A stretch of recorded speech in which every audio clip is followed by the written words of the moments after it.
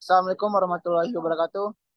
Perkenalkan, saya moderator dari kelompok 2 dengan nama Amri Josa Maksum dengan NIM 21234083. Dan kesempatan kali ini akan memandu presentasi kita yang berjudul tentang Knowledge Capture and Codification.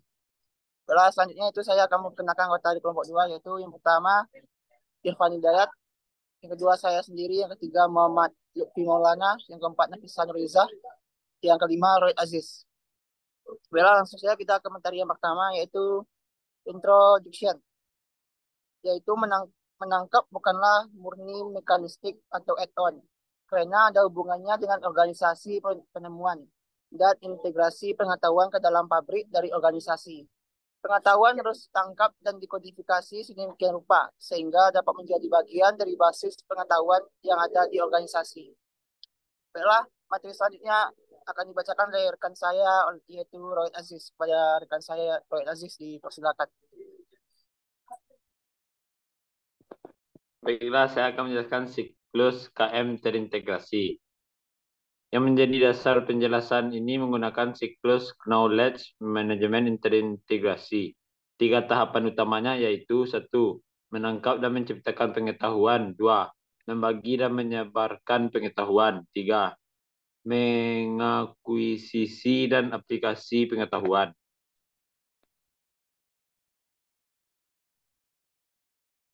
Lanjut. Matriks diketahui dan tidak diketahui. Matriks Know dan Uncon digunakan untuk memetakan pengetahuan yang sudah diketahui dan yang belum diketahui dalam organisasi. 2. Pengetahuan Known, seperti produser kerja, dokumen, dan pengalaman karyawan. Pengetahuan Ukon seperti keterampilan dan pengetahuan tertentu. Matriks Know Uncon biasanya dibuat dengan menggunakan tabel 2 kolom. Kolom pertama berisi daftar pengetahuan yang sudah diketahui dan kolom kedua berisi daftar pengetahuan yang belum diketahui.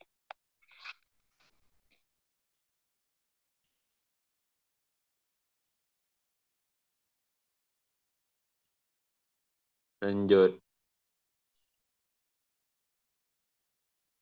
Capture pengetahuan Tachet. Penciptaan atau penangkapan pengetahuan bisa dilakukan oleh individual ataupun kelompok yang bekerja pada suatu organisasi. Pengetahuan yang tidak disertakan dalam memori organisasi, perusahaan tidak akan mengatur pengetahuan yang dimiliki individu dalam organisasi.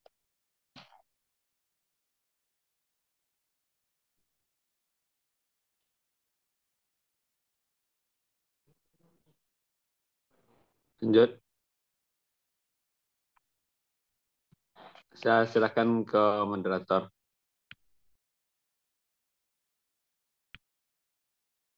Baiklah, terima kasih saya ucapkan pada rekan saya yaitu Roy Aziz. Selanjutnya itu pembacaan materi selanjutnya akan dibacakan oleh Nafisa Nurizah. Kepada Nafisa Nurizah dipersilakan. Baik, terima kasih kepada moderator. Baiklah, saya akan menjelaskan tentang model pembelajaran organisasi. Berdasarkan model 4L Krosan, pembelajaran organisasi melibatkan penekanan antara asimilasi pembelajaran baru atau eksplorasi dan menggunakan apa yang telah dipelajari atau eksploitasi. Level pembelajaran individu, kelompok, dan organisasi dihubungkan oleh proses-proses sosial dan psikologi, yaitu intuisi, interpretasi, integrasi, dan institusionalisasi. Selanjutnya, ada capture pengetahuan tacit pada individu dan kelompok. Transfer dan transformasi kepakaran yang berharga dari sumber pengetahuan, pakar atau dokumen, menjadi gudang pengetahuan intranet corporate memory bisa dengan menggunakan grafik ataupun formula sistematis. Yang kedua, ada capture pengetahuan tacit pada level organisasi. Proses utamanya yaitu yang pertama, atau migrasi pengetahuan antar perusahaan. Yang kedua, ada vicarious learning, yaitu observasi terhadap teknik atau prosedur perusahaan lain. Yang ketiga, ada experiential learning, yaitu pengetahuan diciptakan dengan mencoba dan melakukan. Yang keempat, ada inventential proses atau pembelajaran berada di dalam perusahaan dengan cara melakukan. Selanjutnya, capture pengetahuan tacit pada individu dan kelompok.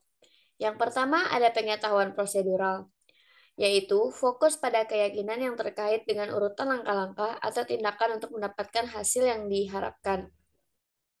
Yang kedua, ada pengetahuan deklaratif, yaitu fokus pada keyakinan terkait hubungan antar variabel-variabel. Selanjutnya, peneliti kecerdasan buatan lainnya menurut Parsae tahun 1988 menguraikan 3 pendekatan utama untuk akuisisi, yaitu pengetahuan dari individu dan kelompok, yaitu yang pertama mewawancarai para ahli atau pakar, yang kedua belajar dengan diberitahu, yang ketiga belajar dengan observasi.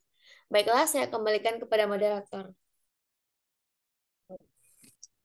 Baiklah, terima kasih saya ucapkan kepada rekan saya Nafisa Nuriza.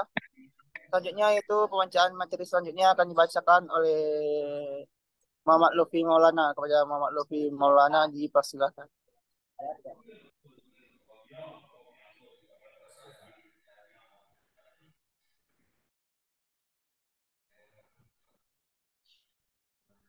Materinya.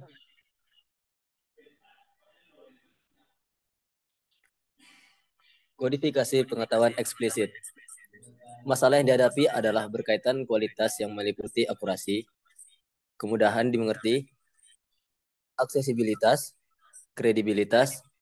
Kodifikasi dapat dilakukan melalui 1. Pemetaan kognitif, 2. Keputusan, dan 3. Taksonomi pengetahuan.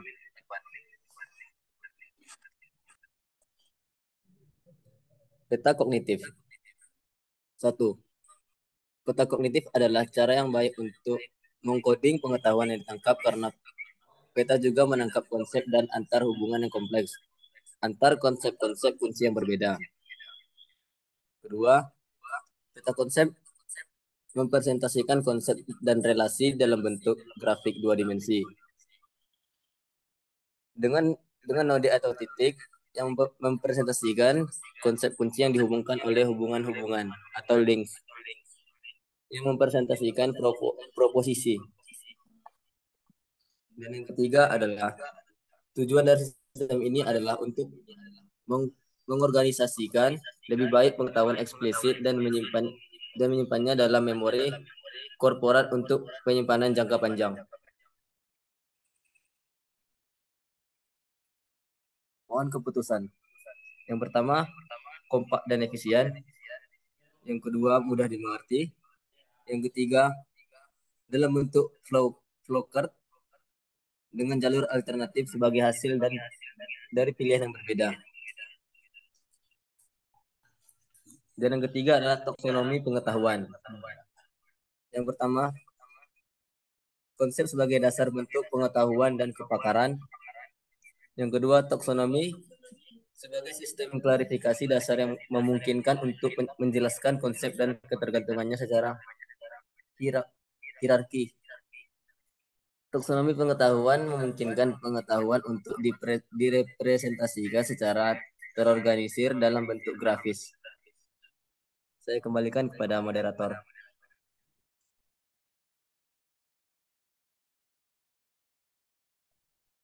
Baiklah, terima kasih saya ucapkan kepada rekan saya Muhammad Lufi Maulana. Selanjutnya yang terakhir itu kesimpulan yang akan dibacakan oleh saudara saya Irfan Hidayat. Kepada Irfan Hidayat dipersilakan. Baik, kesimpulan yang dapat diambil yaitu bahwa manajemen pengetahuan adalah suatu proses yang bertujuan untuk mengidentifikasi, membuat, membagikan, mengelola, dan memanfaatkan pengetahuan dalam suatu organisasi. Ada 2 konsep utama dalam manajemen pengetahuan, yaitu tangkapan dan kodifikasi. Dengan adanya proses tangkapan dan kodifikasi, manajemen pengetahuan dapat membantu organisasi untuk mengoptimalkan penggunaan yang dimilikinya dan meningkatkan kinerja organisasi secara keseluruhan. Baik, sekian saya kembalikan kepada moderator. Baiklah, dari pembacaan kesimpulan tersebut, itulah akhir dari presentasi kita hari ini. Saya sebagai moderator, terlebih dan terkurang saya mohon maaf jika ada kata-kata yang salah. Terima kasih. Assalamualaikum warahmatullahi wabarakatuh. Waalaikumsalam. Waalaikumsalam warahmatullahi wabarakatuh.